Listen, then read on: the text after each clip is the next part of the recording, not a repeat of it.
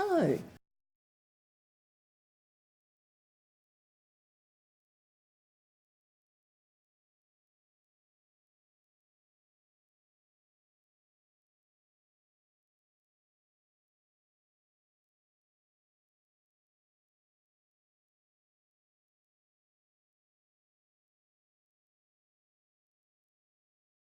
I wanted to ask you how you feel about your dog. Are you feeling frustrated? Have you just managed to see this video because something caught your eye about it, about the title, about the content of the description, that something made you click on this video? I'm glad that you clicked onto this video, and I'm glad that you finally made it here, because if you're feeling frustrated, if you're feeling resentment towards your dog, if you're feeling anger, if you're feeling like your dog never listens to you, if you're feeling like your dog never comes when you call them, that tells me so much about your dog, that your dog is predictable in performing that undesirable behaviour in everyday situations, but it also tells me that you're not predictable in those situations. And what I mean by that is you're not predictable in the way that you're responding to your dog, in a way that's clear and concise, in a way that your dog understands from their perspective. I just want to share two very interesting facts about dogs as well. Okay, so I have mentioned in other videos that dogs were specifically bred to be companion animals for human beings. And they were bred over the course of, say, the last 15,000 years or so to live in close confines with humans. And over the course of the domestication of dogs, that evolution of the domestication of dogs, dogs have been bred to be completely dependent on the human for everything that they need: food, shelter, what they get to do, what they don't get to do, what they get to enjoy, what they miss out on, the basic physical and mental needs that should be provided for our dogs every day. And also understanding that our dogs express emotions and feel emotions very similar to human beings, just like us. So we have bred dogs to be completely dependent on us. They will seek out human company over their own species because that is how we've bred dogs. That is how we've domesticated dogs over that very long period of time. The 21st century urban dog has a very imprisoned life. So the second very important fact about dogs is that dogs have a very limited ability to reason in situations. And that means that their mental capacity, or their mental ability, their cognizance, if you like, is similar to the level of a 2-year-old toddler, a 2-year-old child.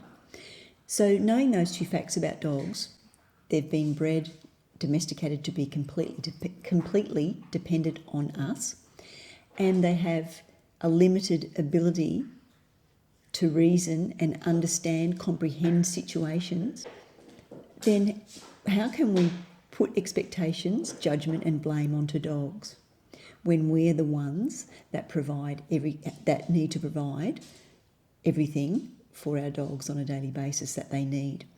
Unfortunately, this isn't the case, and it falls very short for millions and millions of dogs across the world right now. So what I'd like you to do for this video is just every time you feel frustrated, or you feel anger, resentment, or you feel triggered because your dog's performed an undesirable behaviour, whatever that might be in any everyday situation, I just want you to see that as a really fantastic opportunity, a golden opportunity to have a breakthrough in understanding why your dog's performing that behaviour that you find undesirable. And looking at the way that you respond to your dog, you react to your dog in those situations. And I have a nice, simple, easy thing that you can put into place right now. Dogs learn by association. They also work on the notion that, well, what's in it for me? Is it going to be a rewarding experience? And when you think about it, that's a pretty clever way to think, and it's a pretty natural way to think. If something's going to be unpleasant, something's going to be pretty taxing or uncomfortable or stressful or going to put you in a position of feeling conflict or anxiety or being unsure, that's going to affect your confidence, and it's also going to affect the way you perceive that situation. So when we think about being predictable for our dogs, responding in a predictable way, a very easy thing that you can do is just start saying yes to your dog. Every time they perform something desirable, they do a behaviour that you really like, whether it be sitting quietly, just standing there looking at you, or even just standing there when you've got them on leash, just reward them, give them a praise, a pat on the chest, say good boy, good girl. The best thing to give them would be a treat, because that's going to really reinforce that behaviour for you. And so when we do that, then we're providing a clear, consistent guideline and framework for our dog in a very simple way.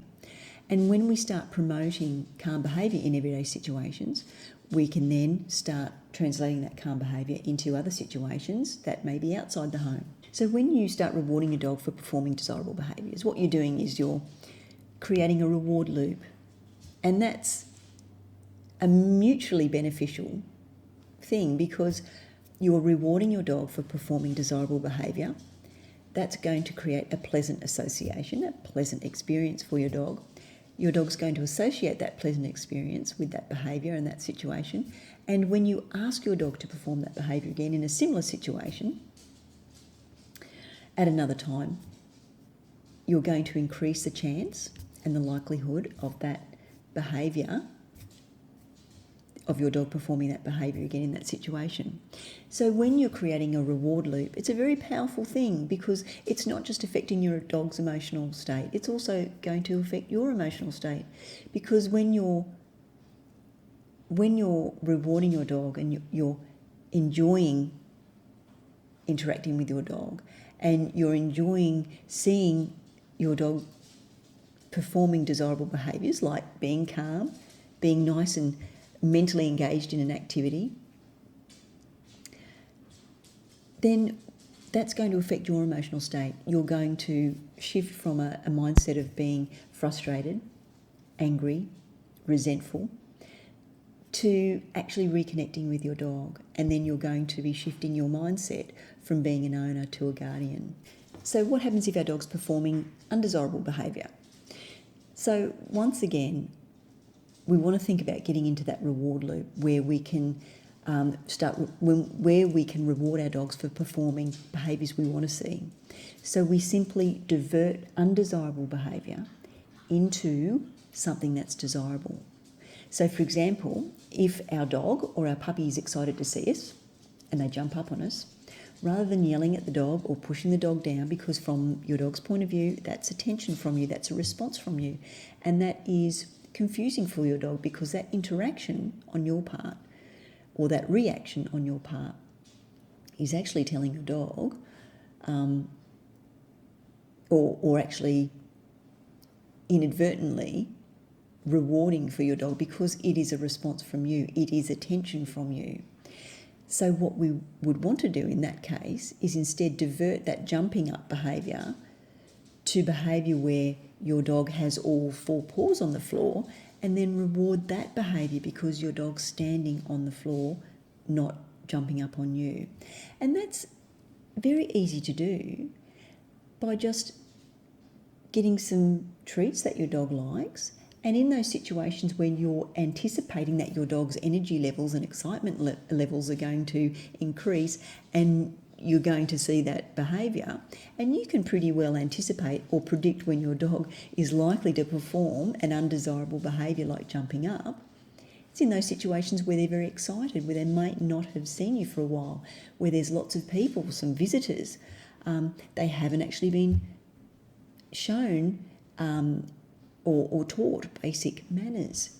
So very simple. take your treats, and when you're anticipating that your dog may jump up on you, if they do, hold the treats just in front of their nose, and then all you have to do is draw your hand away slowly so they can follow the treats to the ground. As soon as their paws, all 4 paws are on the floor, then you can reward your dog with those treats, let your dog have those treats, and verbally praise your dog. But also, keep walking. Don't stand and keep looking at your dog. Just casually offer your dog the treats as soon as they put all of their 4 paws on the ground, and just keep walking. And then they'll be looking up at you rather than jumping on you, because you'll be able to have the opportunity to keep walking, because you've diverted that undesirable behaviour into something that's desirable. You've also given yourself a few seconds for your puppy or your dog to eat those treats, and then it's more likely that in that case that will actually help to decrease their excitement levels somewhat, and then you can continue on inside the house or whatever the situation might be, and then talk to your dog reassuringly, and then give your dog time to settle down. But if your dog has been doing this for a while and has been doing this for, say, 5 to 6 times a day, might be 6 weeks, 6 months, 6 years, add those times up over the months, over the weeks, over the years, and if your dog's had a long time to get better at that behaviour and you haven't responded in a predictable way, then it is going to take some time and effort and consistency on your part. So if there's one thing that I can get you to take away from this video, it would be to understand that when we say yes to our dogs, when we're showing them what behaviours we'd like them to perform in everyday situations, we're providing a framework, we're providing guidelines, we're being consistent, we're being predictable, and that actually helps us to reconnect with our dogs as well. And we're shifting our mindset away from being an owner to being a guardian. We're shifting our mindset to one where we're actually defending and protecting our dog in everyday situations, not just from physical harm, but from psychological harm as well. And I suppose the other important thing, just harkening back to the opening slide, whenever you're feeling resentment, frustration, or anger to your dog because your dog's not listening, or you want your dog to do something and they're not responding to you in the way that you'd like them to, see that as a breakthrough. And when you find yourself in that mindset, divert that undesirable behaviour back into something desirable, and then you're right back into that reward loop. And then once again, you've shifted that negative emotional state that you have into something that's positive and something that's going to bring you and your dog closer together. So that's where I think we'll leave the video, and we'll talk again soon.